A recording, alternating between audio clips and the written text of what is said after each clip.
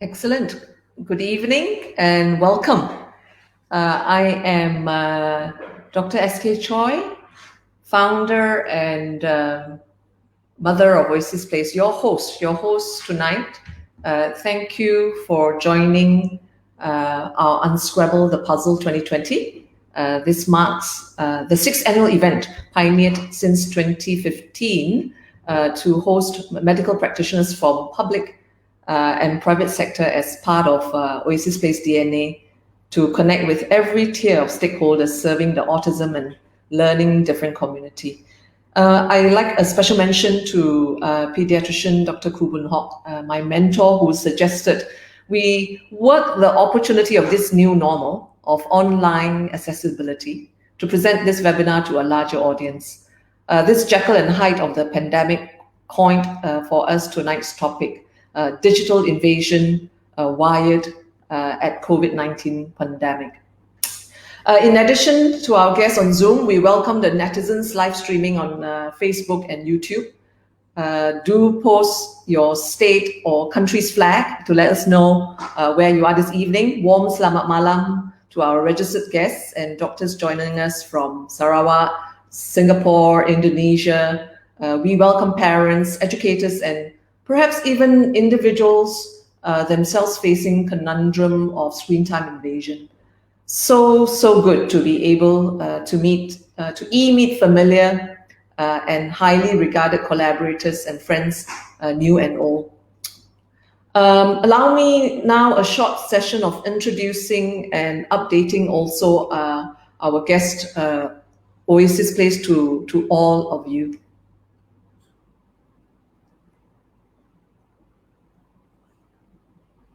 I'm just trying to change the slide. There's just some delay.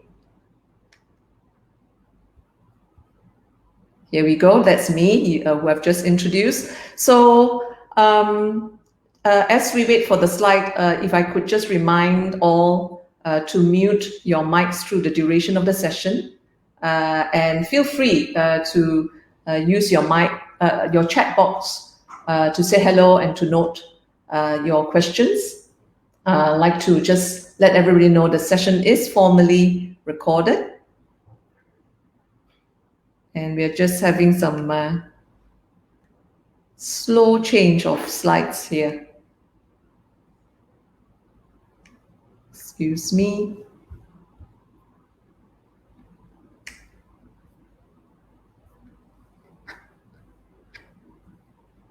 Okay. Let's see how we can move the slides forward.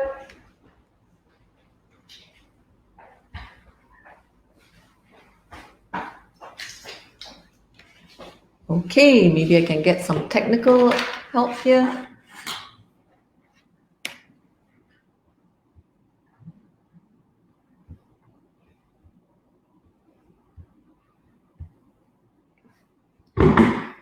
Excuse us. Here we go. Thank you, Melissa. As the world of technology is always the technology that doesn't work, people always work. So let me take my chance to introduce Oasis Place. We are a multidiscipline intervention center offering assessments and therapy on-site at our site, off-site at schools, homes, and of course now online through Oasis Place Connect. Our services with a team of clinical psychologists, occupational therapists, speech therapists, music therapists really serves our children from toddlers right up to adults. And for us to support them, our desire is to support them through transitions through all stages of life. We anchor ourselves on our 3 R's of restoring the neuroplasticity of the brain using developmental approaches.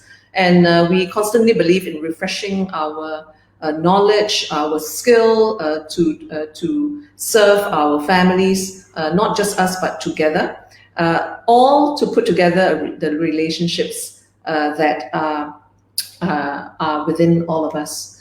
Through this pandemic, we have been also urged forward. We launched Oasis Connect, our new platform, so that we can be here for our clients anywhere, anytime. And now we have this wonderful logo that serves us too.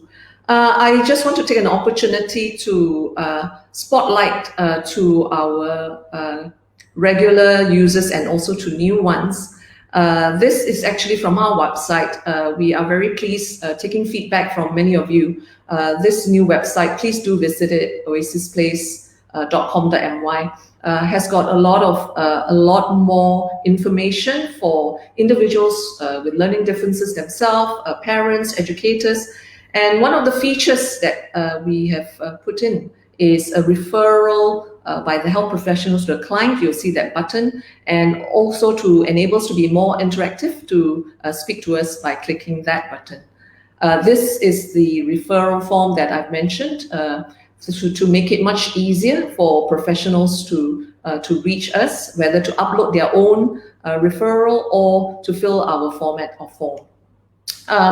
One aspect I'd like to highlight to families and all our users is the free screening tools that we have loaded. There are plenty of resources for individuals and parents, whether they're video or articles. And this free screening really that has been compiled by the team, referencing all the evidence-based materials from ASD, ADD, the specific learning in dyslexia, even mental health issues with depression, anxiety scale, right through to speech milestones. So please do visit it. This is really our learning pointer. It has been my real private pleasure that continuous education must be part of our intervention. It has set Oasis apart and to serve you as well. Do click on it time and again on the website, or they are now, of course, linked to our Facebook and Instagram media. Let me tell you a little bit about our activity throughout this 9 months, this pandemic. We were just reflecting how really 18th of March was our first restricted movement order. And after the week of preparation and trying to figure out what does this mean to the whole nation and ourselves, we were very fortunate to kick off not only our Oasis Place Connect to serve on the digital platform, and what more, it was coming to April, Autism Month, and the team got together and did what we know well and best, is to do it in a multidisciplinary way, to do free screenings.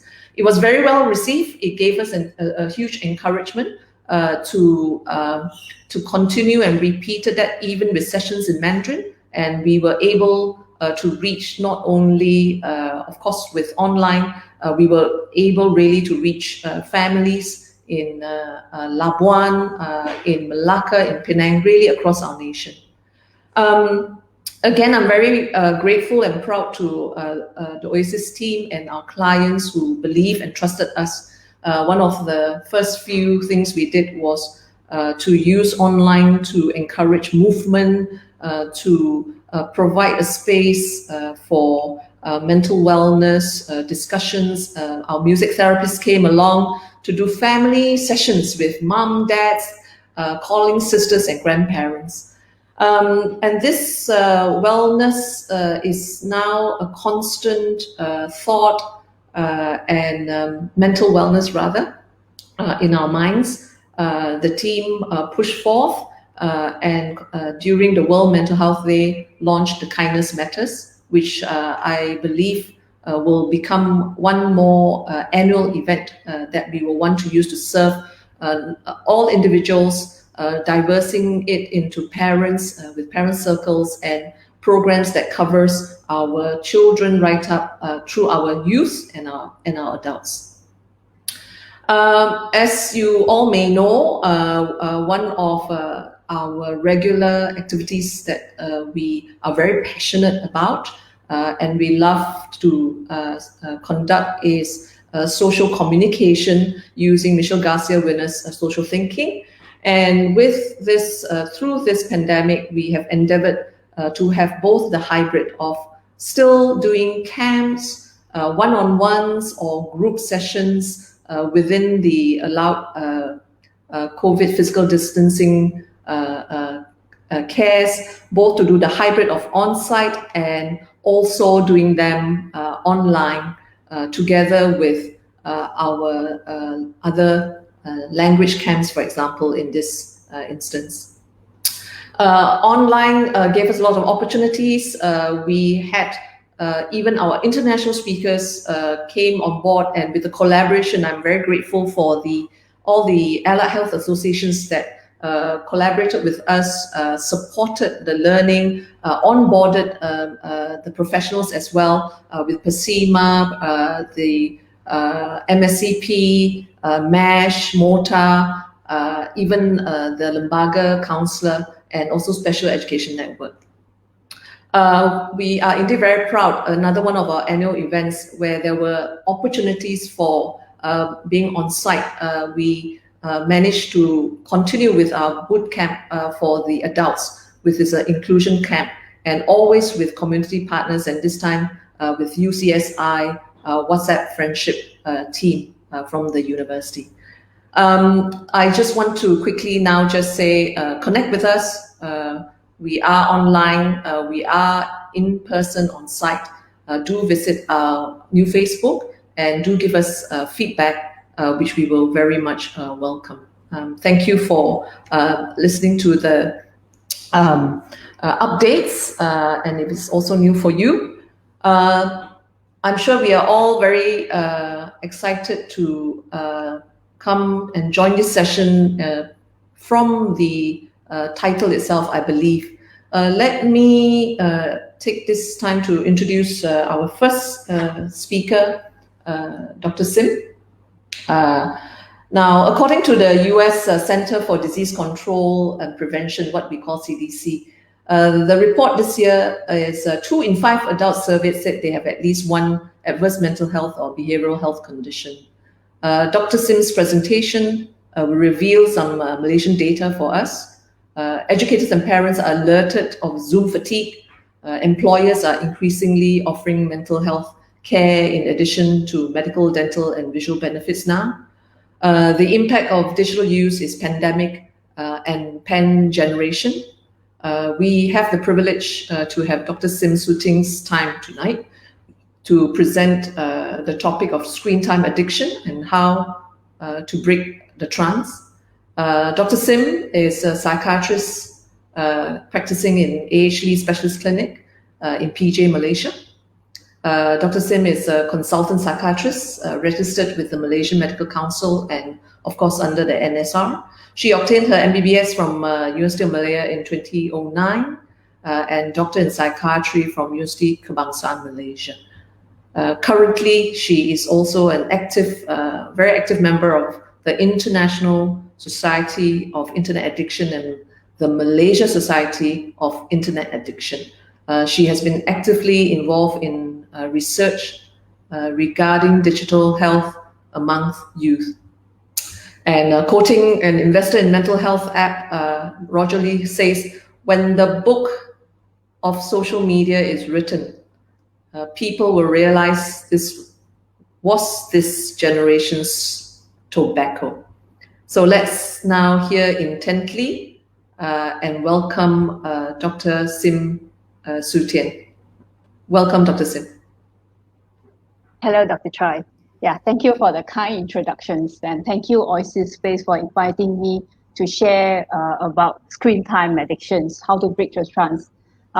This topic is quite relevant nowadays. As you can see, because of the pandemic, everything has moved online.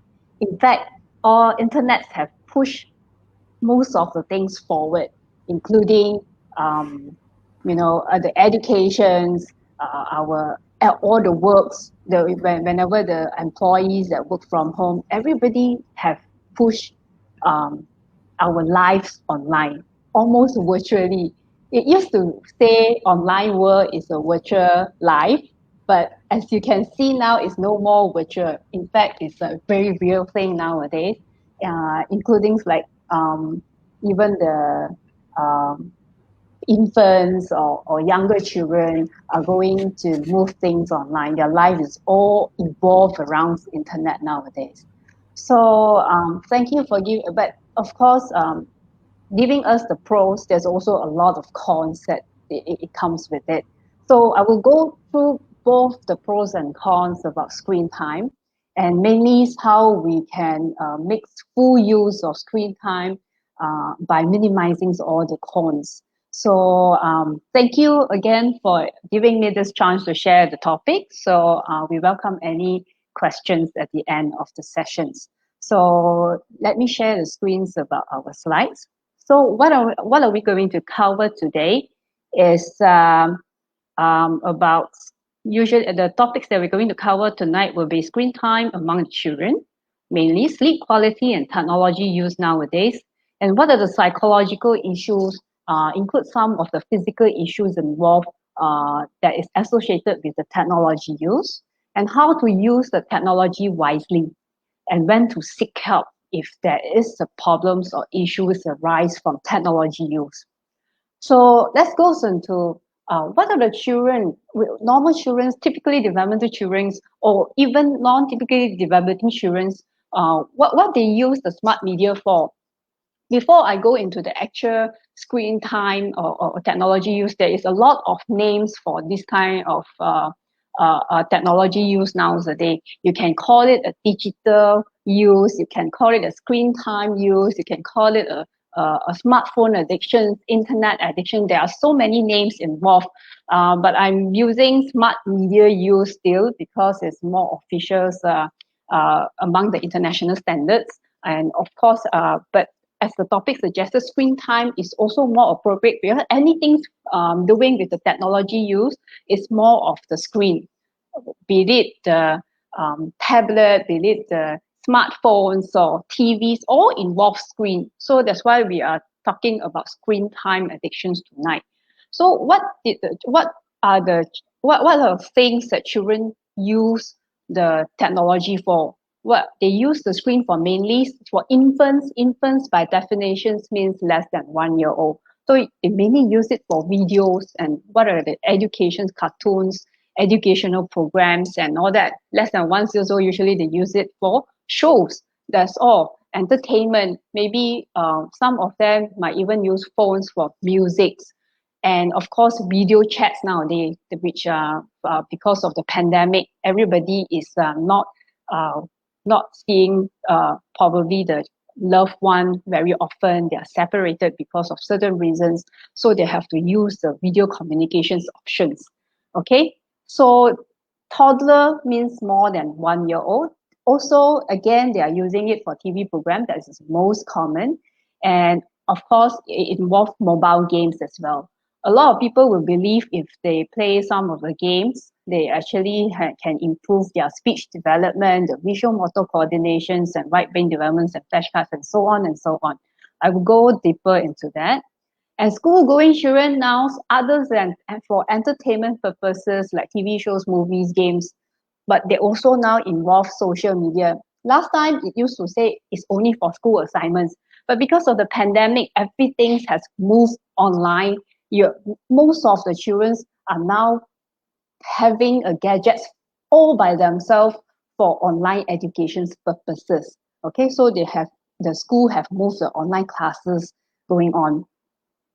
So according to the studies done by Field Research Center, this study was done in 2018. Most of the youngsters, means the young adults, the teenagers of this study was done in US. So they actually use what are things that they use the technology for. Most of them had used it for YouTube, which is also true for younger children. Other than YouTube's are all social media, which include Instagram, Snapchat, Facebook, Twitter, Tumblr, Reddit, and of course, there are very minority of them say they have used none of the above.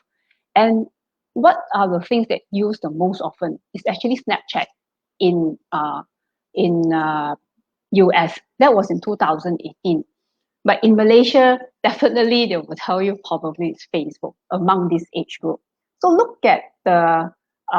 let's look at the figures from Malaysia itself. This is a figure from MCMC, so this is for local, and this is for general population, which include all age group, from not just the young adults.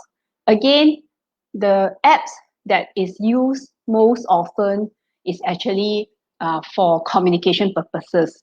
For the communications by text, including SMS, but the most common nowadays is either WhatsApp or WeChat. Of course, there are other modes like telegrams and also lines and all that, but those are a little less than that. Followed by what other apps that use the most is visit social networking websites. And in terms of Malaysia, we are talking about Facebook. Then only followed by other purposes. This is quite similar to the US data that I showed just now. Okay, so when they use so much of technologies and screen time, a lot of people will ask how to differentiate between normal usage or is it considered excessive usage. A lot of parents will come to us and ask, Doctor, you see, he's using the phones all day, but we don't know. I think he's addicted. But how do we differentiate that?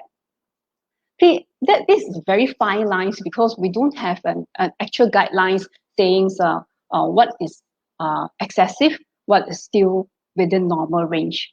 So for us, we will go through a lot of assessment and all that. But there is a guideline by American Associations of Pediatrics, the AAP. They actually came out with this guideline for children.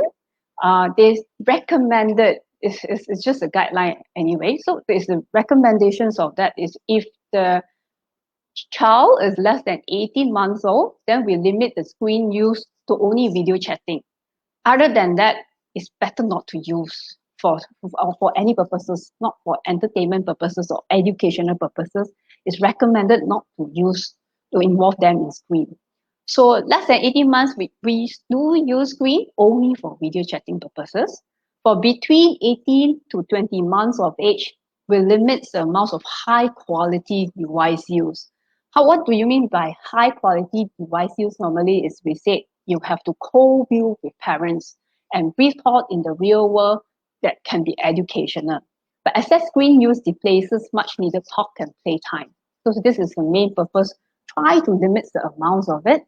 And for children that ages 2 to 5 years old, we will recommend not more than 1 hour of use. And this 1 hour is also recommended to be a high quality device use, again, to use it together with parents. It's not like asking the technology to, asking the TV or your iPads or your phone to babysit the children, okay?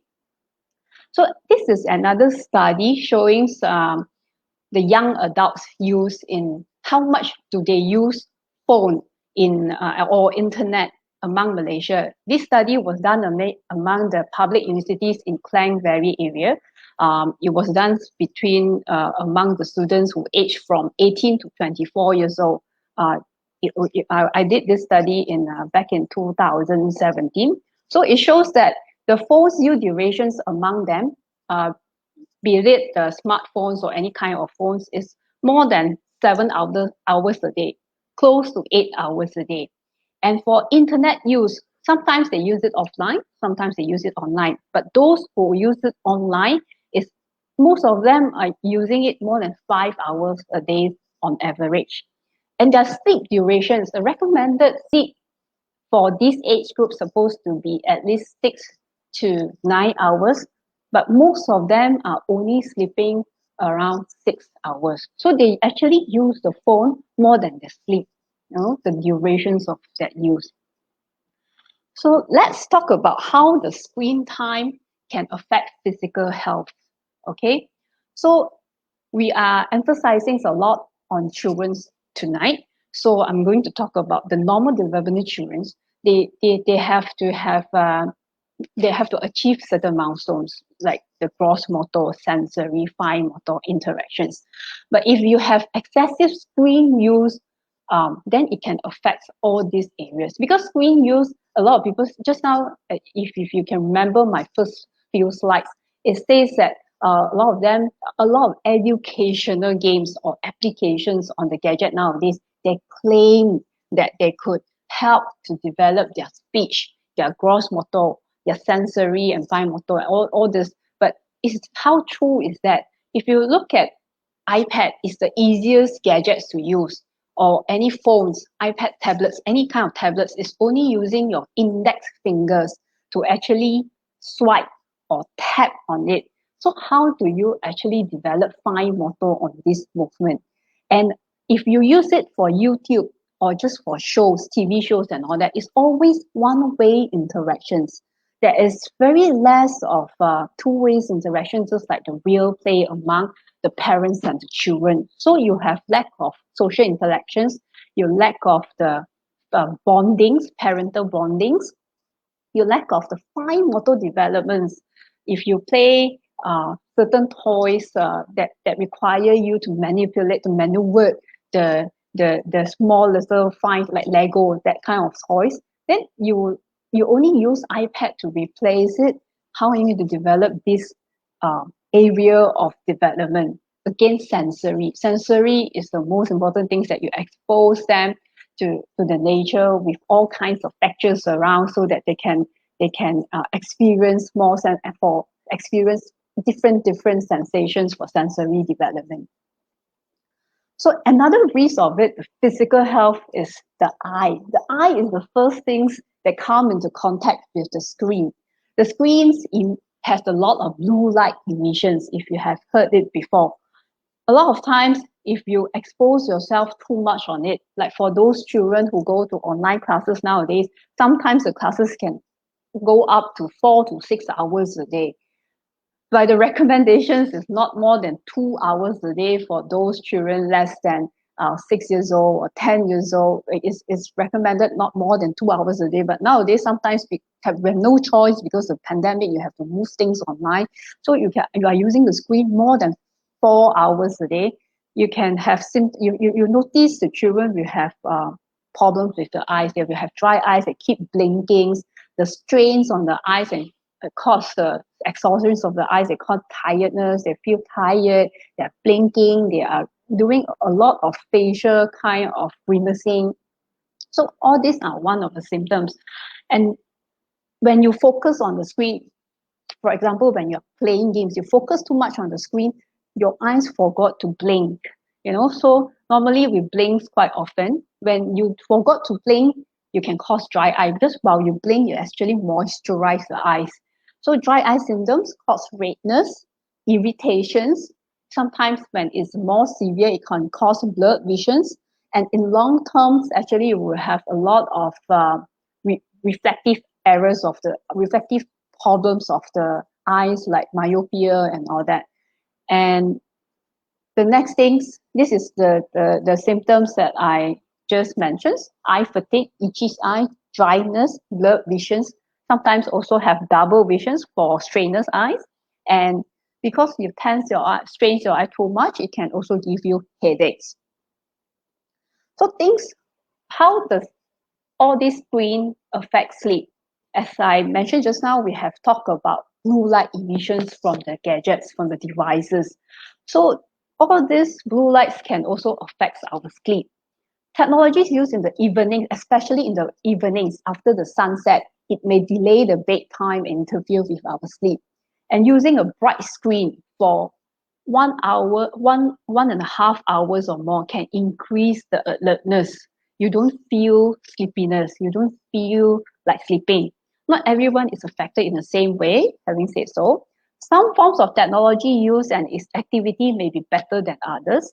And in the evening, if we use technology in moderation, we're supposed to switch from interactive devices to more passive devices, so that it won't be so stimulating and increase your alertness. How blue light affects our sleep is because in bright light during daytime, our brains actually make melatonin. But in the darkness, we don't produce melatonin during daytime, because when the sun stimulates our eyes, our brain will sense that, okay, it's daytime. We have to reduce the melatonin so that you can work, so that you don't need to fall asleep. But when the sun sets, your eyes don't sense that there is any sunlight, then your brain will produce a lot of melatonin to make you sleep better, to improve your quality of sleep. But when you are using screen at night after the sunset, the little devices, the blue light emissions from the devices is like a little sun that you carry all along with you. So when you have this little sun that stimulates your eyes, so your brain will thought that this is still daytime. And that's why they will suppress the melatonin excretions and cause that you have poor sleep quality, or sometimes increase your alertness or delay your sleep. Okay, this is how the blue light emissions can affect our sleep. Another problem with the screen, too much of screen, is that you might get the tech snack syndrome. If you notice children, when they are having the phones or iPad, especially iPad or the tablet, not just iPad, any tablet, if they hold it in their hands and it's too heavy, it will go down and down and down and down. So all this will affect the posture and cause the tech snack syndrome. Is the postures will have you cause a lot pose a lot of strains and cause stiffness of the neck as well as the shoulder. Even for adults or for grown-ups, you will feel there's a stiffness and it might cause spasms of the muscle and you will have pain as well. So how too much screen time can affect children? Other areas are, one of it is psychosocial risk. There is lack of social interactions and engagement with families and peers. They immerse too much in the screen, so they don't tend to socialize anymore. Language delay is because it's only a one-way interaction, especially if you watch YouTube shows or whatever shows that you watch TV. There's no interactions. Basically, the child is just sitting there and watch TV. They might pick up a lot of vocabulary, they might pick up a lot of languages and speech, but they don't have anyone to practice. They won't answer back. Sometimes they will parrot the whatever things that is shown on the TV, but they might not use in appropriate social context as well. So you might notice the children who have a lot of screen time, they will have this speech developmental delay. They might have less babbling. They have sometimes they have significant expressive and receptive language delays among themselves. Now, one is the impediments with the life skills. Children are experiencing an inability to tie shoes. All this, the fine motor developments will be affected, and they can't build blocks, and because exposed too much of screen time, they don't have, they don't spend time with their toys anymore. Physical health is like obesity, because they don't have enough physical activities, and increase the risk of diabetes. Advertising concerns on TV, there are food-related advertisements that lead to more snacking and higher rates of being overweight in young children, especially those who we call as potato couch. They will snack at the same time while watching TV or playing games. And poor sleep quality, we have already discussed this before, is most probably due to the blue light emissions. And sometimes the content, if the contents of the shows or contents of the games are too stimulating, and if they use it just before bedtime, it also can increase the alertness. So we have done another study. This is another study done in UKM. This is actually a studying between the associations of brain activations by using functional MRIs together with gamings. So this was done in 2018 with the radiologist trainee. So MMORPG video games is actually a series of video games. It's just it's a series of video games that we have different video games that we expose to the study samples. So we found that this video games consists of all kinds of video games, including RPG games, or whether it's the puzzle games or arcade games. It's a series of games, and we found that it tends to activate more brain regions compared to the default modes of the not the video games. We study between the samples and the control. Normally, how does the brain works, and how does the people with the video games, while we ask them to play the video games and while doing the study, and we do the functional MRI on them. And I show you another. This is the general video clips when we show the study sample.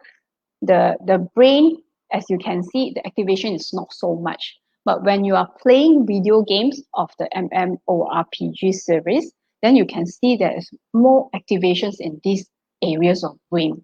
These areas of brains that show in these pictures are the temporal, frontal, and parietal lobe, basically almost all, and it is involved in cognitive functions. It means it involves the attentions, the working memory, the visual spatials, the executive control, and informations processed compared to the general video games. And you would say, oh, there's more activations means it's better, like it means you are increasing use of this area. But actually, this is showing that the activations of this area actually impact the functions, the cognitive functions, because there are too much stimulations in this brain. They can't slow down. They don't have enough rest for retrieval, memory retrieval, and also the processing functions. Okay, this is another study showing that the brain's rostral anterior cingulate cortex is less the blue ones means is less changes in the MRI signals, means they have less response to the stimulants when they are exposed to high violence games experience compared to the low violence game experience. So for those people who are exposed to high violence game experience, they have less stimulations of this anterior cingulate cortex. When you have low stimulations of this area of brain, actually you can feel that they have less control of their emotion. They have more problems of the emotional regulations. So this is another effects of it. So this is another local studies about what are the prevalence of smart media addictions. This study was done among the primary school secondary school students. Again, it's in Klang Valley. So the prevalence is as high as 49.2%. Almost half of the respondents actually was found to be high risk of smart media addictions. And one-fifth of them, about 21.6%, have high likelihood of depressions, and 65% have some levels of anxiety symptoms.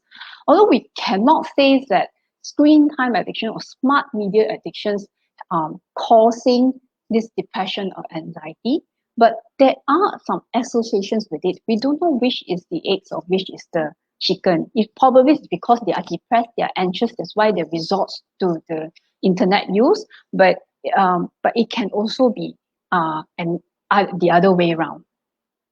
So we don't know which is which. But we can find that there's associations. It can, the more you use the screen time, the more you can get depression and anxiety, or either way, because they have depression, because they have anxiety, that's why they resort to internet use, and then they become addicted and dependent on it. So this is my study again from the young adults among the public university students. This is about what is the predictors for depression, anxiety, stress, and suicidality among the young adults. And we found that there is a significant associations between the internet K-scale scores, means internet addiction score. The higher is the internet addiction score, the more significance is their depression, anxiety, stress, and suicidality. So another problem is the screen time and the attention. When you have too much of screen time, it can affect your attention.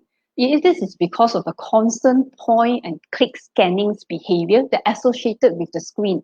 It's either you use the mouse to click on it, or you tap on the phone, or tap on the tablets. All this link with significant attention problem in children, because they are so used to things going so fast, click scanning and point, and you just click on things, then things will pop up.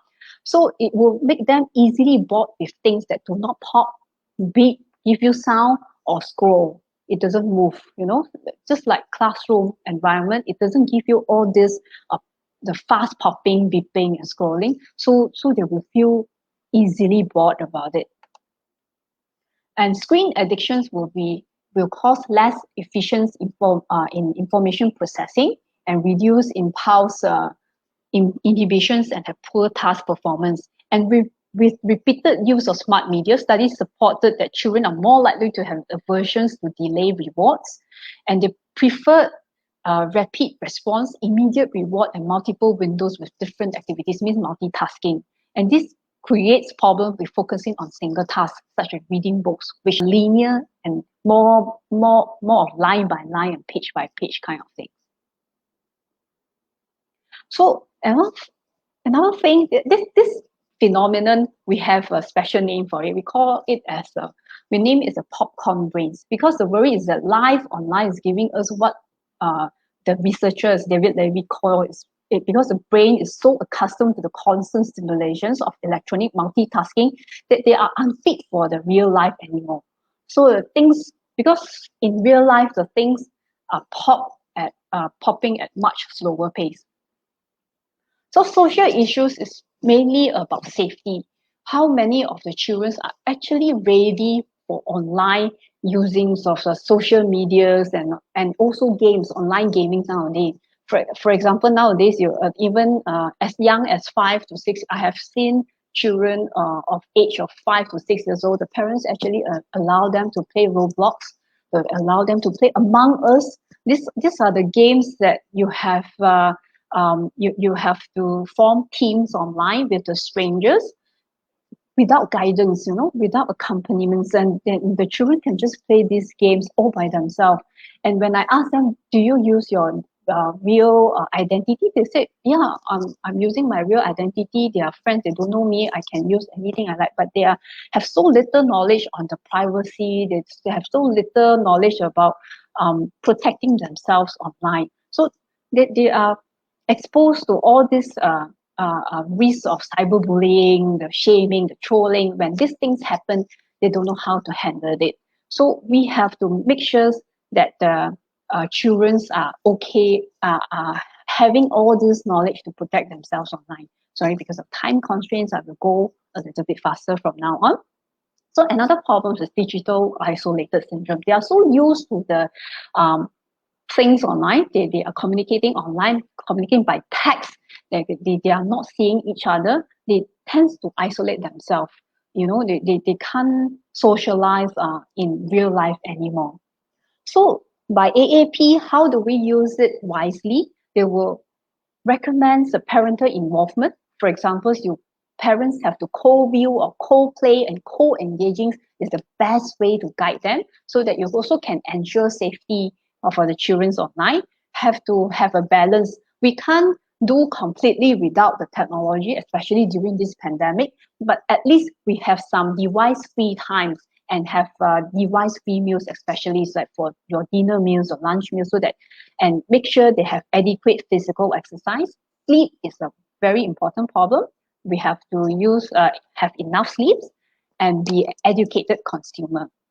So you can use a lot of other apps to help to screen all the appropriate contents for them.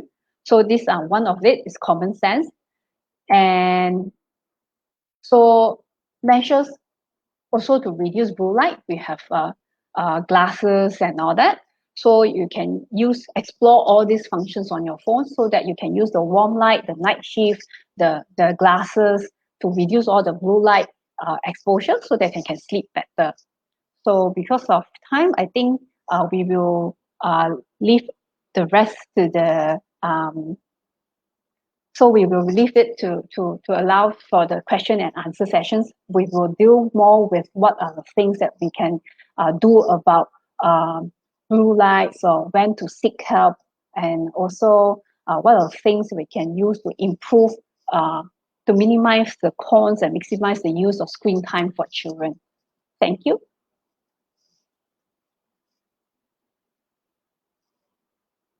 Thank you. Thank you, Dr. Sim. Thank you very much. I did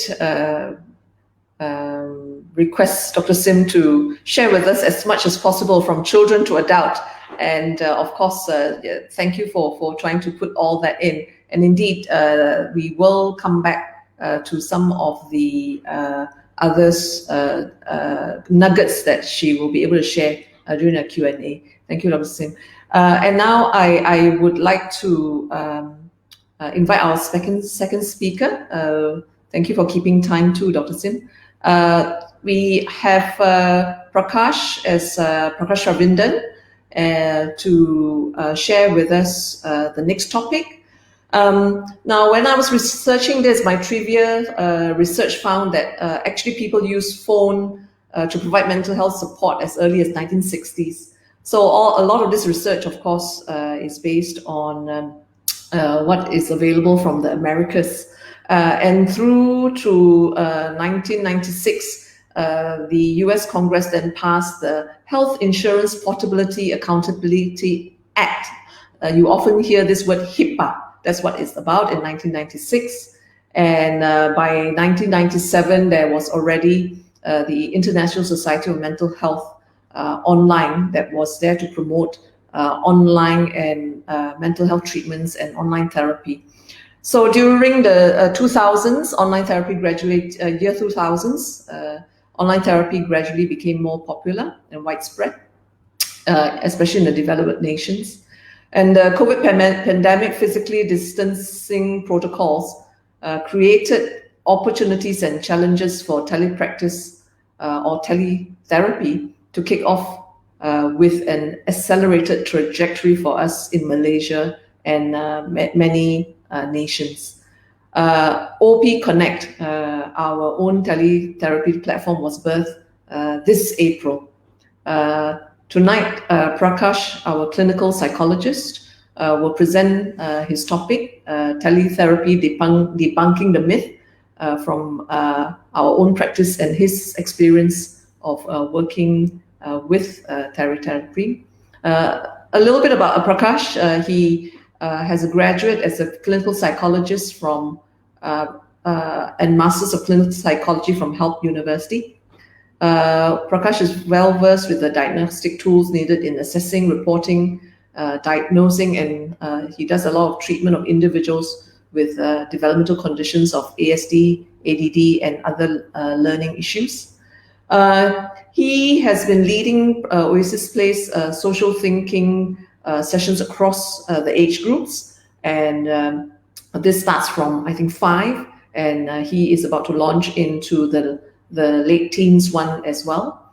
And he conducts for us trainings, workshop, has been guest speakers on radio stations like BFM, together with Dr. Ranjini. She's also on the Zoom. Thank you for being with us, Dr. Ranjini. Prakash is a registered member of the Malaysian Society of Clinical Psychology. So please welcome Prakash for teletherapy debunking the myths.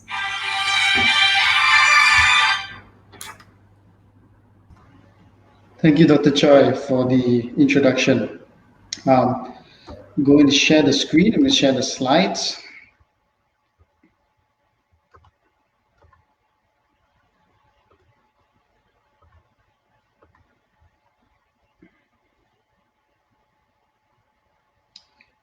Okay. So as Dr. Choi mentioned, my topic for today is teletherapy, debunking the myths. And yeah, I'm going to be going through with you guys a bit of background about what teletherapy is, some of the different services, and also going through some of the opportunities and limitations that come with teletherapy as well. So Dr. Chong has already introduced Oasis Place earlier, but just to highlight again that we are a multidisciplinary team. We have the psychology team, we have the occupational therapist team, speech and language pathologist as well, and as well as a music therapist. And we try to work together in this collaborative method to ensure that the clients get the best care that they can get. Before I dive into my presentation, we're just going to do a quick poll just to get some opinions on what your opinions on teletherapy.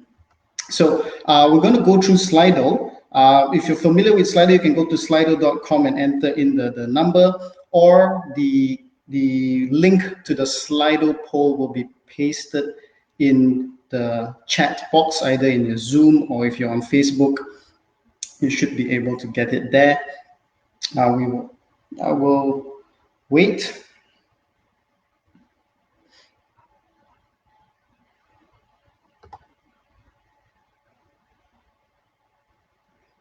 So the first question in our poll is, teletherapy is not as effective as in-person therapy. Yeah. So again, there's no right or wrong answer here. Tell us your opinions. We want to know what you think. So we've got answers coming in. 70% say agree that they think that teletherapy is not as effective as in-person therapy. Some of you disagree. I'll just give it a bit more time to let everybody get into the poll.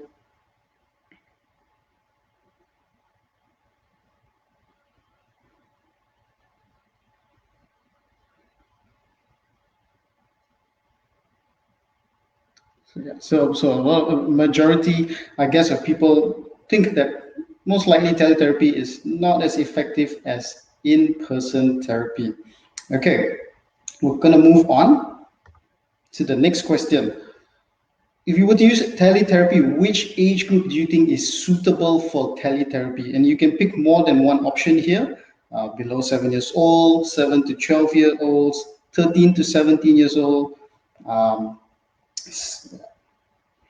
18 and above. You can pick all of the above as well.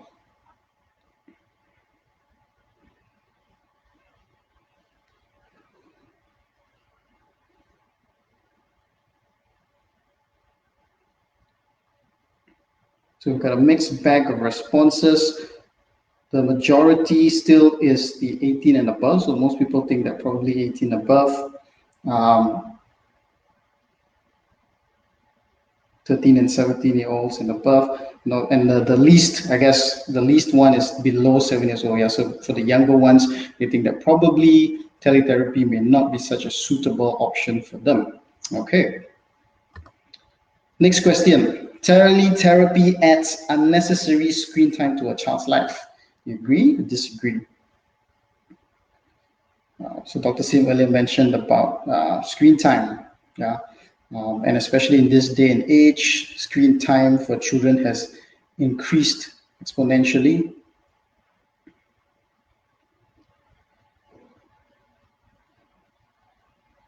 Okay, a majority of people disagree with this statement, so they think that it doesn't add unnecessary screen time to a child's life. Okay. Okay, I'm going to move to the next question. So in therapy, we always talk about the relationship that you build between the therapist and the client. Do you think it's more difficult to establish this relationship via teletherapy?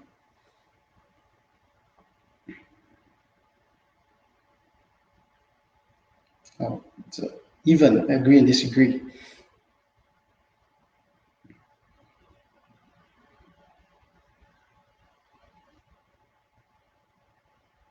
Okay, so a lot of currently the majority of you guys think that probably it is more difficult to establish this relationship when you're going through teletherapy. Okay. Okay, we have one last question in our poll. There's still answers coming in, but yeah, majority still is on the agree. One last question in the poll. What do you think are the top 3 challenges with teletherapy? So pick 3 of these here, which are some of the challenges that are commonly associated with teletherapy. What do you think are the top 3?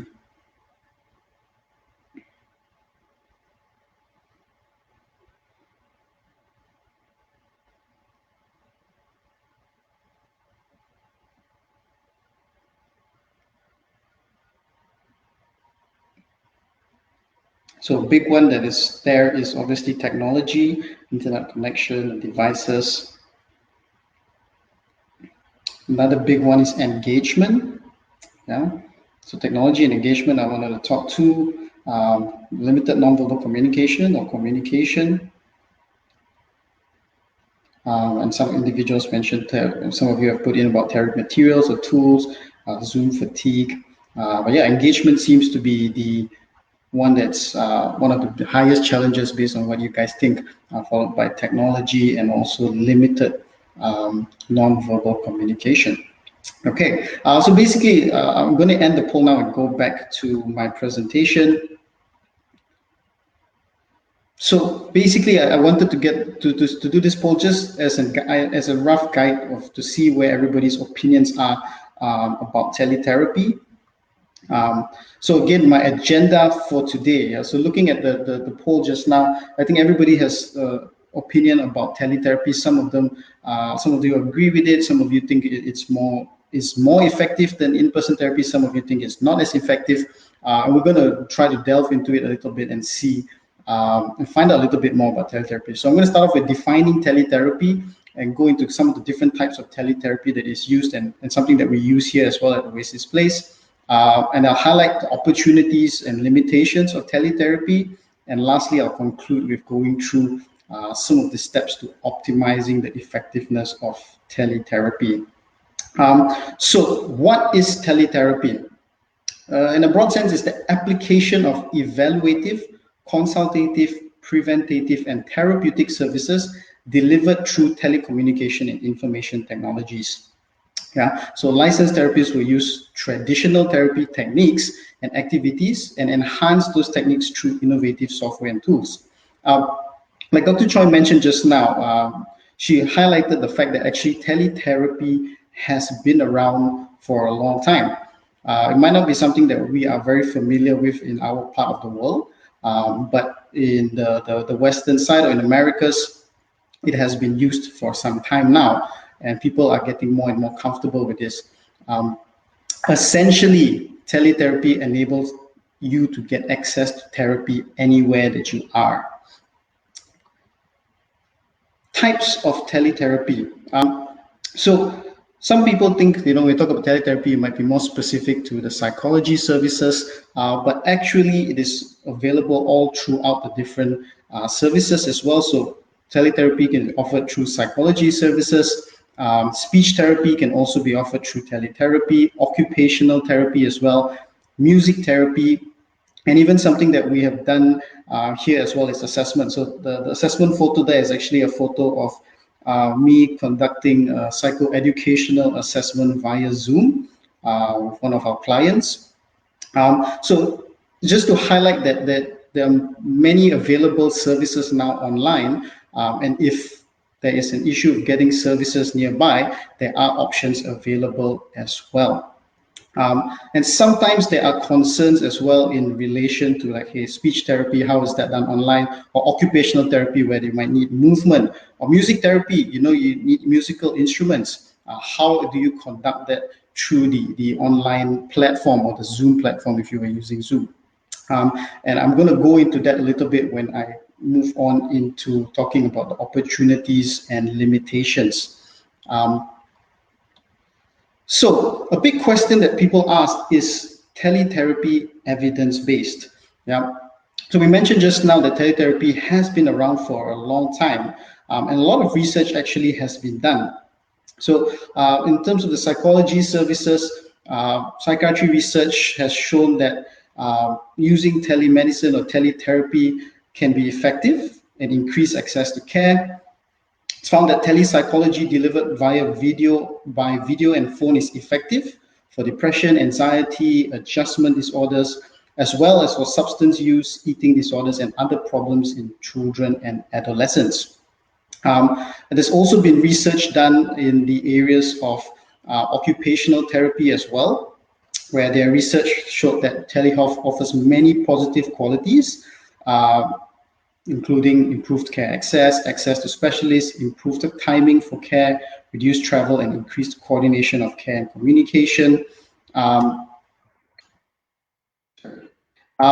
for the speech therapy as well, the research showed that students receiving services via telehealth The benefits include improved planning and delivery, increased individualized instruction, and even increased learning. So, opportunities versus limitations of teletherapy. So basically what I want to highlight here is that where there is opportunity, there are some limitations that might come into it as well. So one big one, obviously, that has been highlighted is how accessible and convenient teletherapy is. We highlighted just now that basically you can have therapy anywhere. However, on the flip side, a concern there, a big limitation is technology. Yeah, so a lot of you highlighted technology as one of the top 3 challenges that you associate with teletherapy. And here when we talk about technology, we talk about internet connection, accessible to the appropriate devices. So all these are important in the delivery of teletherapy.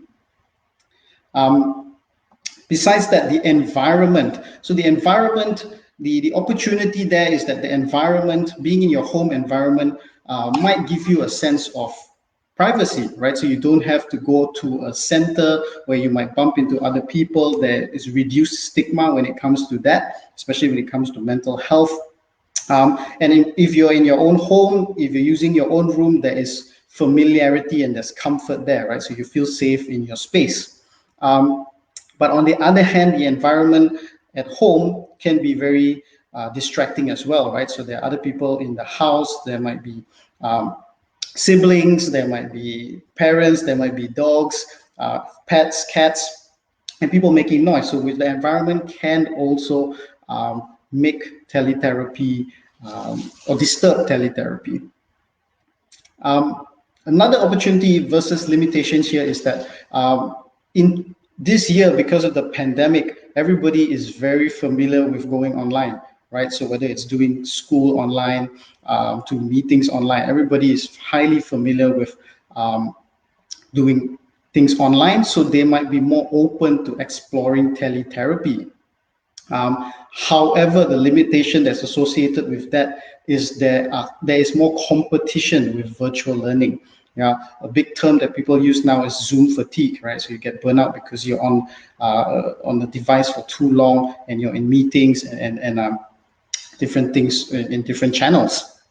So there's a high competition there as well. I think I want to highlight as well that our movement into the teletherapy space has been accelerated quite a lot because of the pandemic, which goes hand in hand with everybody going to school online as well.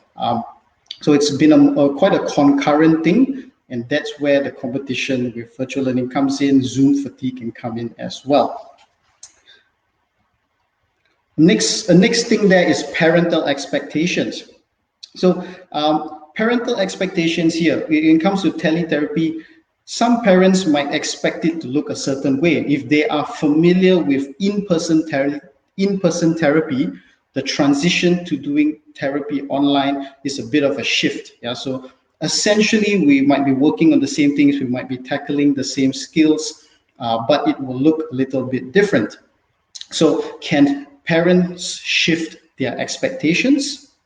Yeah, and on one hand, sometimes parents might assume that, you know, if they're going to be online and zooming in or doing teletherapy, they don't have to be involved so much, right? So they don't have to do the transportation. They can just make sure that the child has their device and logs in and set up and they're done. But actually, sometimes parental involvement is increased when we need to use teletherapy, because sometimes you might need the parents to help them to set up different things in the environment. If you want to do a movement activity, that might be required as well. So parental expectations comes into play as well.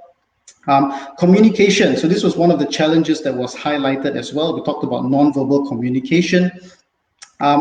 So there's an opportunity where we've highlighted just now that the environment can be a safety feature. So for some individuals, they feel more safe and they feel more comfortable via teletherapy because they're in a safe environment. This sometimes can enhance their ability to open up. They might feel more safe, they might feel more comfortable sharing information and participating. So on one hand, there is that possibility, but again, on the other hand, Sometimes you might miss out some non-verbal cues with the communication. Probably what needs to be done is you need to pay more attention to the tone of their voice, the tempo of their words. These are probably things that might come into play in terms of communication. Besides that, something else that comes that is an opportunity as well is therapy materials or tools. So when individuals come to the center for therapy, they come to a place where it's equipped with tools, right? So whichever therapy you're coming for, the therapist has their tools prepared and ready. However, in teletherapy, or if you're doing therapy from the home, you might not have such materials available, such as we have that diagram there of swings, right? So in the occupational therapy room, we have swings that helps to that can help with movement for the client, right? But at home, you might not have a swing. So sometimes parents might feel like, hey, we're not able to recreate this at home. However, on the flip side, it also gives parents an opportunity to see what they can do at home to mimic this, for example, the swing. Because again, the home environment is where the child is in most of the time. They might not have access to other kind of materials or other kind of tools during the rest of the week when they're not in therapy. So it again gives opportunities to that. Besides that as well, there is many resources now available online, therapy materials available, and tools that have been produced for the use of teletherapy. So to wrap that up, again, like I mentioned just now, there are many opportunities, and there are limitations as well. But I think we want to highlight that the benefits of teletherapy are clear. First of all, research has shown that it is effective. Yeah, so as long as it's implemented in the right way, the therapist is prepared and trained, it can be effective. There's no travel time or waiting list, so it increases your accessibility to therapy. It can be very easy. Yeah, so I guess after the first time of setting up and getting used to it, usually you get a bit more comfortable. And we talked about being familiar in 2020. So now everybody is very used to being online for meetings or school anyway. So it's easy, and of course it's very convenient, right? So it's available easily. So my last part here, I'm going to talk about optimizing the effectiveness of teletherapy. So from a therapist perspective or a therapist point of view, something that needs to be thought about is the expectations, and this is to all parties involved. Yeah, so with teletherapy, first of all, the therapist also has to adjust their own expectations of how the therapy might look like, because again, it will be different from in-person therapy. So besides therapists, the parents as well need to adjust the expectations. Expectations of clients might be different as well, right? So how teletherapy looks like, and how can you adjust the expectations is by trying to be more aware of it, right? So getting parents educated on how teletherapy might look like. Something that we do in our practice is we offer parents a trial session so they get an idea of how teletherapy looks like, how it will be conducted, and they can get a gauge of how their child might react to it. Yeah. So that is one way of trying to optimize the effectiveness of teletherapy. So managing expectations, and of course the next one is being flexible, or flexibility. I think something that we have learned, or personally myself, I have learned that I actually don't have to be a technology expert to do teletherapy. It's something that I've managed to learn along the way. And to be honest, in some sessions, even the younger ones were teaching me some of the tech as I did teletherapy. So being flexible with that, and again, trying to make use of the environment that is there. How can you get the child to move even when you're not with them? What movement activities can you do? Do you want to consider shorter sessions if it's harder for the child to sit for a long time in front of the screen? And also being flexible in your planning of activities, right? So coming up with more activities that in case one fails, you can try another one. So being flexible with that. Preparation, yeah. So obviously having an action plan. So when you go into therapy, you want to be able to know what you want to do and how you are going to achieve it. And having that action plan, we want to make sure that take into consideration the fact that the client will be in another setting. They're not right in front of us. It's not as easy for us to engage the client. I think a lot of you highlighted that engagement was one of the concerns. So how do you prepare your activities and how do you plan the session to make sure it is engaging for the client? Preparation. And the last but not least is reflection. So reflection here is, again, I guess, after the session, right? So what went well, what did not work, what can you do different next time? How ready are you as a therapist, or how ready is your client to do teletherapy? So these are all part of the process as well, to see whether to how can you make the teletherapy session more effective. So these 4 pillars over here, I think why I wanted to highlight these 4 things is that very honestly, these 4 things are actually important for us even when we talk about in-person therapy. Yeah. So these are steps that the therapists, if they were having an in-person session, these are things that they also have to be aware of, and they also have to take into consideration, right? So if a client is coming into the center as well, you also have to manage expectations. You have to manage parents' expectations of how the therapy session might look like. Clients have to be prepared as well of what the session will entail. Being flexible, we said just now that in teletherapy, we might need to have shorter sessions, or we need to plan different activities, but that is also the same in person, right? So in person, we have to be flexible to change our plans and to be able to change activities if the child doesn't respond or the client doesn't respond to a certain one. And this again goes hand in hand with preparation, where we always, as a therapist, we always go into a session having a plan, knowing what we want to do and how we want to achieve it, and also a backup plan, right, in case the plan A does not work. And last but not least, obviously, reflection is a big part of the work that we do, regardless. So I think the highlight here, the key takeaway is that the process for us looks the same as a therapist. The things that we need to think about and consider might be slightly different, taking into consideration the limitations that we might have shared that I walked through just now. But again, us preparing ourselves and getting ourselves ready for teletherapy, we still go by these 4 pillars as well. Yeah. So all in all, I think I want to highlight again the key about teletherapy, that it's something that we at Oasis Place have been doing. We have been using it with the launch of Oasis Place Connect.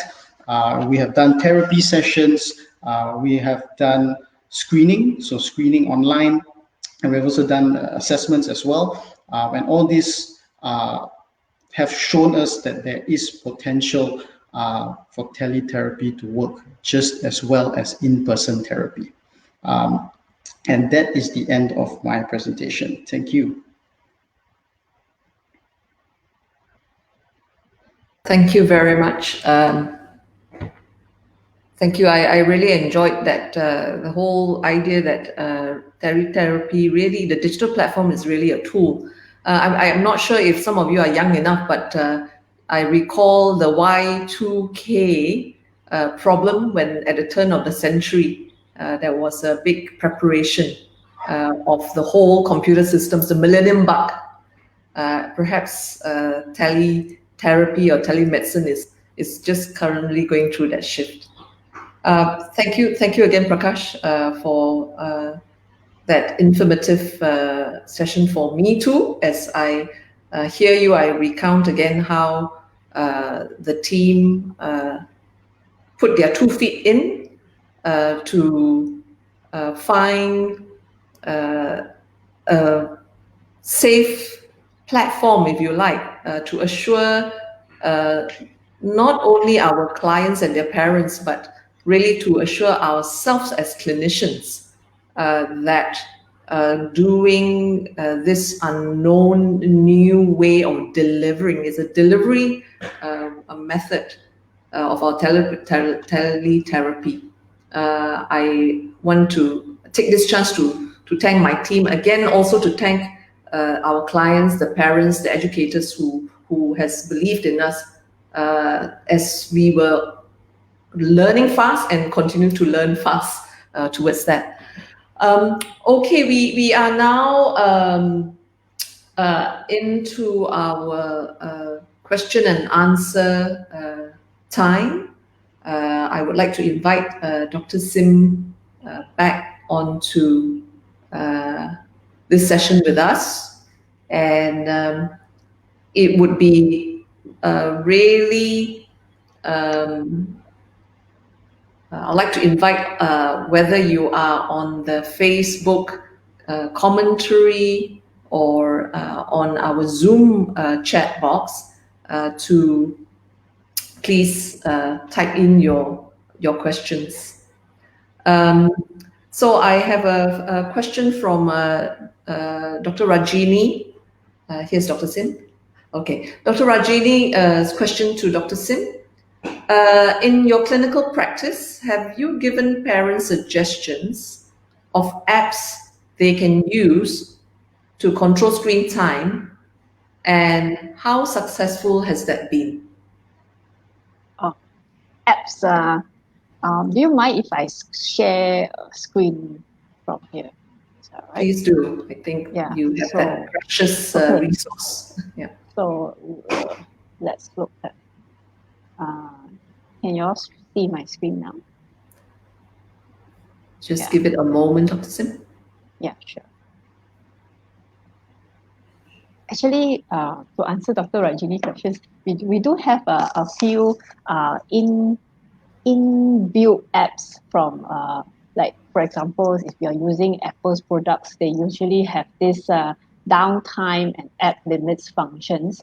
But of course, this is for younger children, like those 3 to 5 years old, even 5. I think probably 5.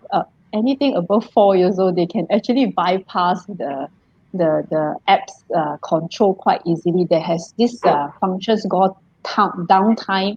It means if you set the downtime, it will have they will not shut off. They will put the phone to sleep. For example, you put it from the 12 midnight to 6 a.m. in the morning. So this time only emergency calls are allowed. All other apps will be sleeping, and you couldn't reactivate it. And the app limits is almost like downtime, but you can specifically select the applications for you to set daily limits. For example, you only allow, let's say, they actually categorize the apps into either entertainment purposes or for educational purposes. So for entertainment purposes, you can actually use it for, let's say, 1 hour. So you can put it. But then the downside of it is actually down there when it's the times is up. They will have if you want to still use it, when you tap on the app, there will be a dialog box that pop up and say whether you want to bypass it, allow for 1 minute, but with the passcodes. If let's say the child know the passcode, then they will bypass it. So the parents will have to set the passcode that the children do not know, so that they won't bypass it. Another thing is if the child is having the gadgets all by themselves, then they have to ask the permissions from the parents' gadgets. So they have this kind of app. How effective is it? It depends on how strict, how firm the parents. A lot of parents they give in. Many parents they just give in because children showing tantrums, they couldn't wait. So we have to do a lot of education to create awareness in the parents. If they are firm with it, sometimes it works quite well. So, but I don't have actual data of how effective is it. But so far, when I ask them to use this app, they usually still give in. Can I add on to that? Yeah, sure, of course. So I think for the younger ones, I guess that kind of app and things like that is quite important. But we've had actually, I just ran a group for teenagers. So we had about 14 to 16-year-old and one of the topics that I did was internet addiction and screen time. And quite a powerful thing was what Dr. Sim mentioned just now. Actually, on the iPhones, you have a natural thing where you can check your screen time. So for those who have Androids, you can get an app. And what we did was we got them to check it. And it was quite interesting, their responses, to actually see how many hours they spent on their phone. It was quite a jaw-dropping moment for at least one or two of them to see, oh my goodness, I spent 9 hours on my phone in a day. Um, and so for that, we educated them about it, and we did a system where, why not once a week you check it in to see whether there is reduced. And they came in the next week and say, hey, my usage of screen time reduced this week. So I think that for the older ones, getting them involved in that and getting them educated can be quite powerful. I witnessed it firsthand. Again, I did not know how were they going to react, but I think they did take it on quite well. Yeah, I have experience with that. Most of the teenagers, but the problem with that is they don't only own one gadget per person. They have a few gadgets. Sometimes when they bring one gadget and then they show, hey, I only have 3 hours, doctors, I only have 3 hours. But then when I ask further, do you have any other gadgets? Do you still have TV at home? All these are not taken into account. So that is still something that we have to bear in mind. Yeah. Very, very true. Yeah. Thank you for that sharing. And I would also want to jump in as a parent. I have two young twins, not twins, but TWEENS. So with them being 11 and 14, the discussion with Papa was whether we should have this control mechanism or our preference really was to engage the children in conversation about digital time, digital awareness, actually, quite intentionally. And it has actually worked for us thus far. I'm crossing my fingers, in that it is very hard to keep the prescribed time. But what I found is when we have given them the information about risks, it gives us a permission to go and alert that, hey, it's over 2 hours today. And these are the, as opposed to having a constant battle. So it's very hard to be parents nowadays. How to manage our children, to empower them or to confine them. Yeah, so I think the different family values, different family cultures will also come into that. If I may just pop on to the second question.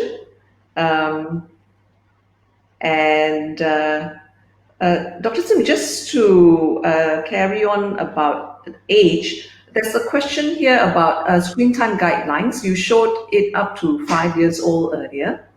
Is there any guidelines on kids above 5 and adults? And you did show your results when you did your research in the university, how most individuals were really beyond 8 hours. And so, is there any recommended guidelines for older age groups? Yeah. Actually, there is guidelines up to, I think, 12, not more than 2 hours a day. But I think in nowadays, especially during this pandemic, the hours is not important. What I think is whether, because some of the online classes in school, they easily go more than 2 hours a day. So if you say a screen time is the 2 hours, you have to minus this off, and then or the entertainment another 2 hours. And then what about assignment? So I don't think the hours is a problem, but it's more of the quality of the online contents that you access to, and whether all these online activities has affect the social and also the occupational functions of the individual involved. A lot of, as I said in the beginning, a lot of parents come to us and ask, how many hours should I allow him to go online? But that's not the question. Whether this online behavior has caused any impacts on the daily life. If let's say they are so immersed into the online activities and they neglect the self-care kind of behavior. They neglect, they play games so much that they don't do their homework. They play games so much that they refuse to go out to socialize. Then only we will say, oh, this has come to a problem. We have to do something about it.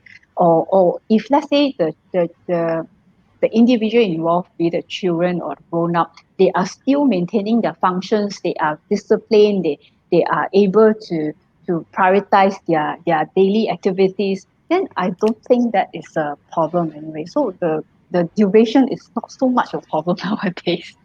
Yeah. It's That's a more of very the good. content. That's a Yeah. very good reminder. That's a very good Mm. reminder.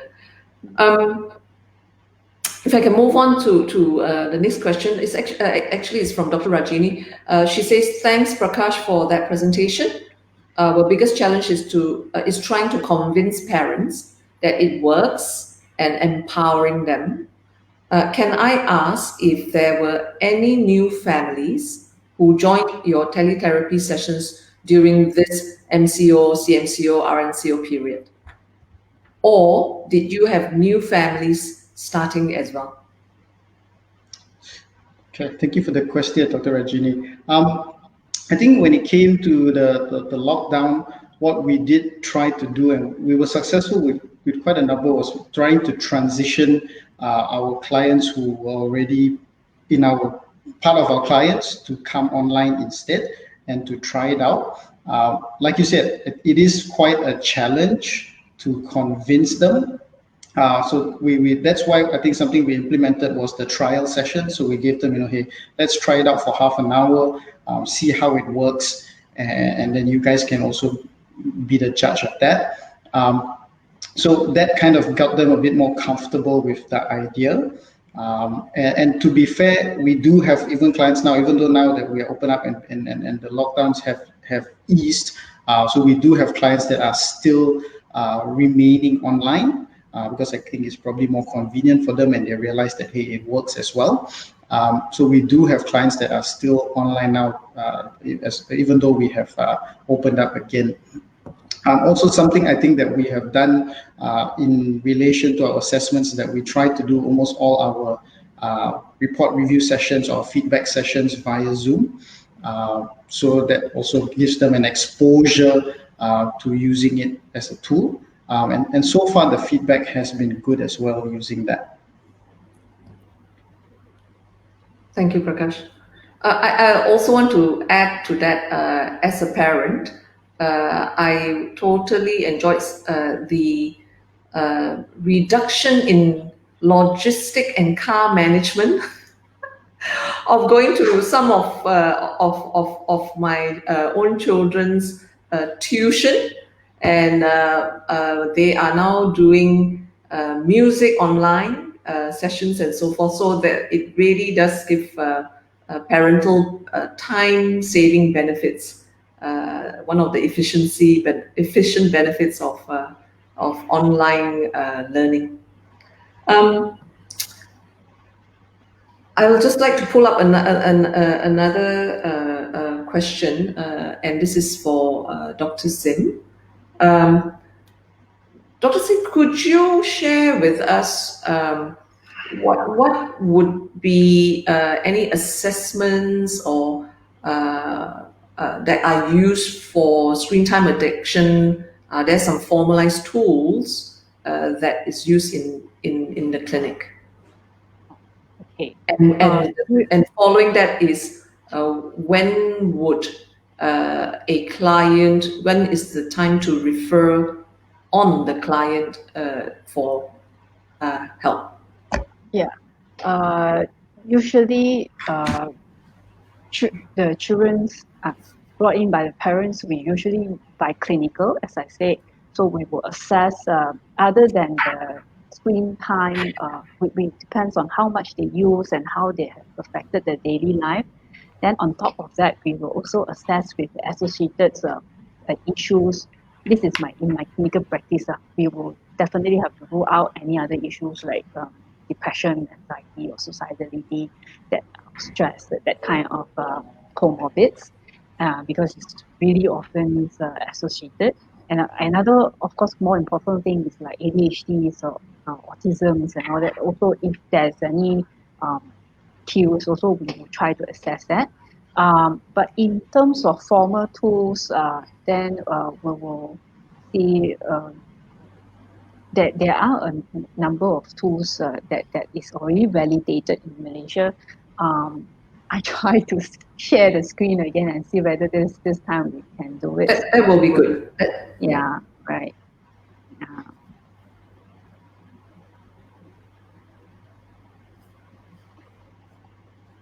Okay. Uh, and There we go. yeah, okay. You can see some of the slides here. So we do have one slide on screening tools per se. Um, sorry, yeah. Let me just go through it. Yeah. So as I said, we will assess whether there is any impairments of this in terms of social and occupational function, regardless of the hours of use. But in terms of tools for internet addictions, the most commonly used IAT, Internet Addiction Test. It was first created by Kimberly Young, who come up with the terms of internet addictions. The MVIAT is a Malay version of IAT, which is translated locally and also validated here. K scale is actually from Korea. It's also a modified versions of IAT, but with shorter versions. And K scale is the scale that I use in my study, but it's also we already validated it as well. And for smartphone addictions, they have a different scales. It's also modified from IAT. Actually, most of them come from IAT, just in modified versions, SAS and S scale as well. But looking at gaming disorder is more appropriate because um, if you look at ICD-11 or the DSM-5, they don't have any specific disease terms on internet addiction or smartphone addictions. But the gaming disorder is something they have more research on it. So we have this online gaming motivation skills, but another thing is ICD-11 is also coming soon. In fact, we have Malaysia is one of the countries that collaborated with WHO. Our founders of Malaysia Society of Internet Addiction, Dr. Noor Halina Bahar, she's one of the members and coming out with the ICD-11 versions. And we have tried to do the beta field testing in Malaysia. We have the data, but we cannot share now because we haven't got the permissions from WHO yet. So it's coming soon. Give us some time because of the pandemic. There's a lot of delay. But once it's verified, then we will share how about online gaming disorders criteria in ICD-11. Another thing is online pornography. You can use the internet sex texting skill. So these are the tools that you can use if you want a very objective assessment of that. For me, I usually still stick to clinical assessment. Yeah.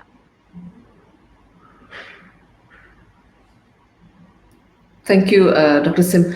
It's good to know that there are already evidence-based tools used in Malaysia, and do alert us when the WHO tool is going to be released.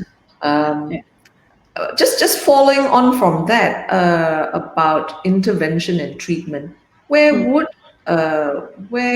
we be referring on potential clients who do need help with the different screen time addiction, and what does it actually look like?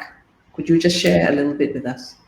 Yeah. If for those children that suspected to have screen time addictions, and you can refer to child psychiatrists or any general psychiatrist or even pediatricians. Some of them who are well trained, they have been trained in this area.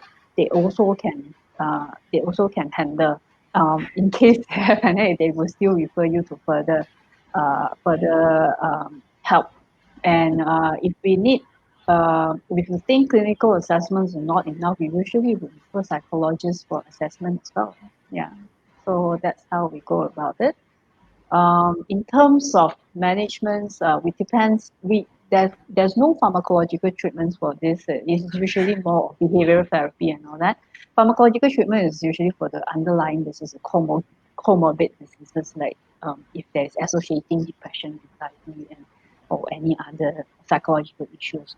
And of course, we also have to address the physical associated physical issues that we mentioned during the presentation just now.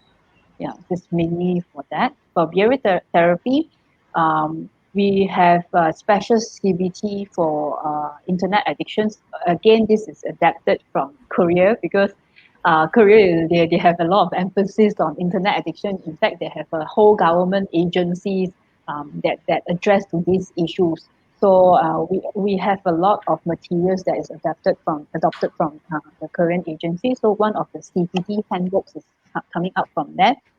So basically, the CBT is nothing different from the behavioral modifications CBT in the general CBTs that we do every day. But it's just that this one is specifically addressed to changing the behavior of internet addiction. Thank you. Thank you for sharing that. Mm. And we have a next question, and this is from Dr. Cindy, and it reads, thank you, Dr. Sim and Prakash. Regarding teletherapy for young kids with autism, how would you measure outcomes both with parent, coping abilities, as well as the child's outcome?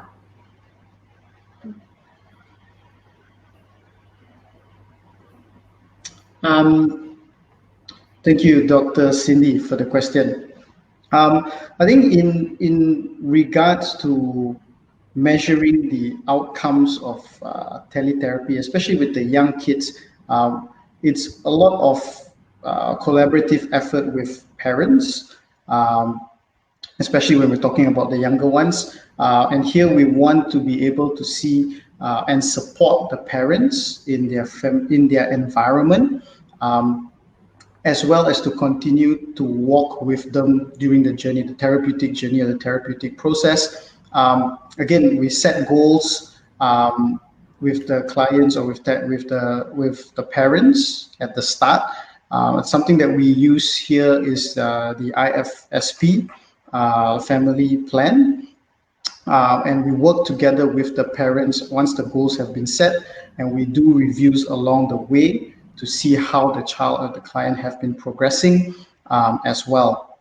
So I think that's one way that we can measure the outcomes and how the teletherapy has been working. And as well, working with the parents as well, how they have been coping with the therapy at the same time. Yeah, so it is quite a collaborative effort.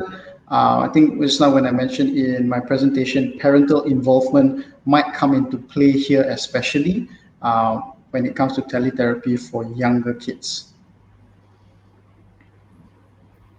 Thank you.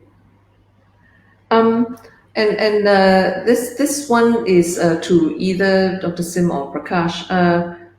Can you share any on-site any resources that you can recommend to further reference for both teletherapy or screen time addiction? Any useful resource?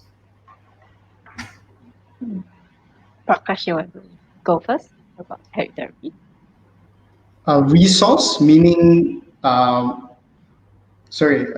resource. Google it.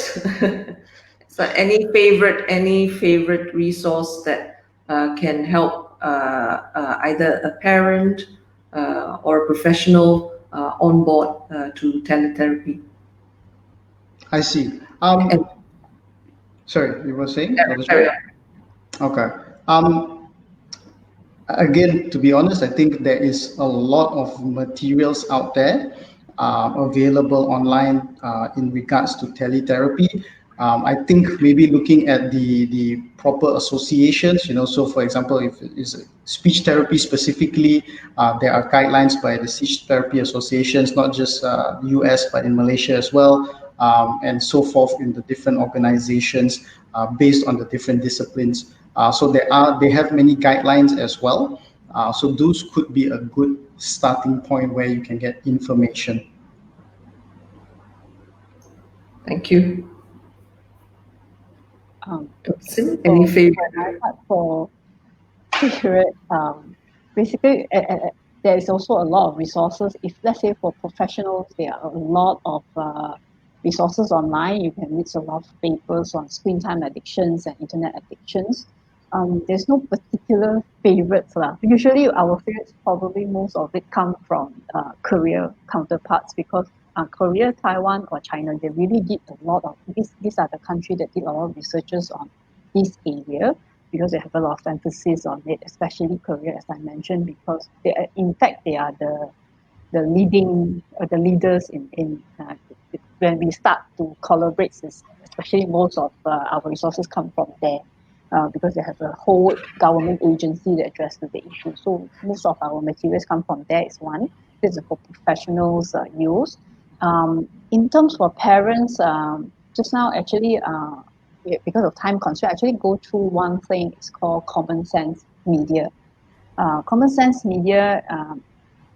If, sorry again, if I could share screen again, huh? So this Common Sense Media basically is the app that for you um, to screen through all the content and see whether it's age appropriate for our children. So it comes like this. Okay. Can I? Right, yeah. So it comes like this. For example, if we key in the Sesame Street and we see whether it's appropriate for our children to use it, they will have these comments like age 3+ and how many stars for it. And you could click further on it, then you will have this, they will tell you what the parents need to know about this particular program. For example, they will say what are the contents inside, whether it contains violences, whether what are the language problems and all that. This is not just for TV shows, but also for most of the apps that's available in both Androids and Apples, the Google Play stores and most of the common stores that you can buy online. Uh, Unfortunately, this is from US. It's actually a non-profit resources for you to go through all the contents. We don't have a Malaysia versions or Asian versions. We do have our own local products that is not going into all this screening. But of course, we can come up with our own one, but that will need a little bit more time on that. Okay, so including all those online applications that will tell you what are the things, whether it's appropriate.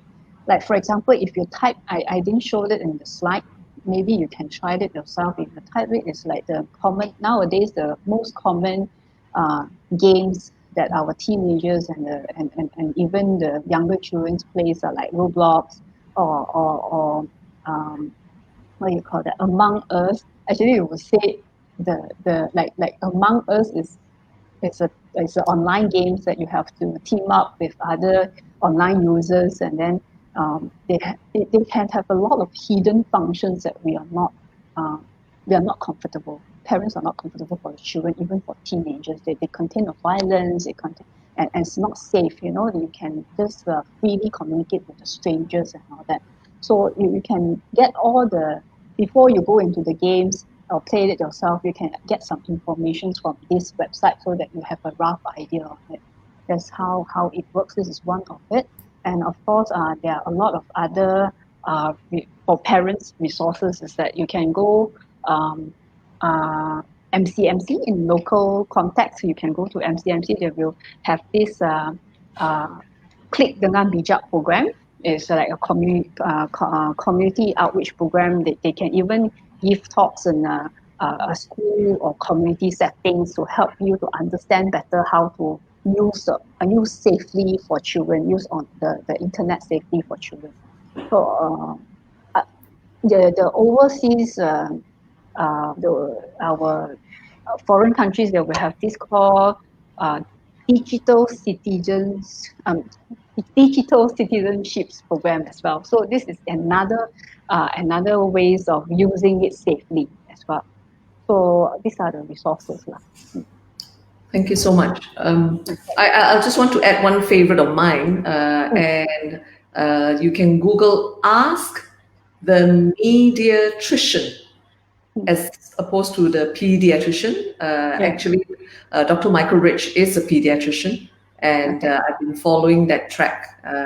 Ask the Mediatrician. Thank you very much for that. We have now actually come to the end of our scheduled time. I want to take the opportunity to thank first our audience for staying online with us and learning with us. And I would like to I'm reminded that if you could kindly help us with our feedback form, it will help us plan and improve on our next learning together. And once and for all, I would like to invite everybody to continue to learn about digital presence in our lives, which is not going to go away. Teletherapy will only go positive. I believe there are a lot of change of mindsets that needs to be there, but it will enable many of us to reach far corners which we have never been able to serve families. And as we reach more, the challenges and the nuances that comes with it, where our natural brain is taking time to readapt to the new invasion with high speed. We need to, in many ways, as parents, as clinicians, as educators, kind of go on our knees to do this. So we are just going to ask Prakash for a last tip, and Dr. Sim the same, and we will say good night. So can I invite a last tip, and we will say good night. Prakash? I think in regards to teletherapy, again, for lots of people, it's something new and something that you might be unfamiliar with. But based on experience and based on what we have seen, it has its place, and it has been shown to be effective, and it does bring about a lot of benefits for families as well if they are willing to give it a try. So I think taking the first step of giving it a go and having a trial could be the way to go if any of the parents are hesitant or a bit afraid. Yeah. Thank you. Thank you, Prakash. Dr. Sim? Yeah. In regards to screen time addictions, we will not say that we have to limit completely not to use the screen, or we have to limit the hours of the screens of children and all that. But we want to use the maximums out of it with the minimum cons. How to do with it is that as we emphasize a lot of time, we don't use technology to babysit the children, but we co-viewing the parental involvement. All this will help to maximize the use of it to the best. And of course, the parents must be aware of what are the contents, what are the children doing with the technology. Okay, I think that's all. Thank you so much. And that really closes the evening. And I just want to share Dr. Michael Rich's quote. It says, the problem is not the technology, but what we do with it. Technology is powerful, neutral. Smartphones and internet are powerful tools. They can do great good when used mindfully, but can be harm when used without a thought. And our job is to master and to teach our children to master the 21st century power tool, so that we all become kinder, smarter, stronger, and kinder. So thank you all for your time. Thank you all for learning with us again. and we look forward to meeting not only next Unscrabble but along the year. In this season, we ask for a celebration of the new year. We are all overcomers through this pandemic, and we look forward to see you in person and to celebrate the new norm. Thank you and good night. Right. Thank you.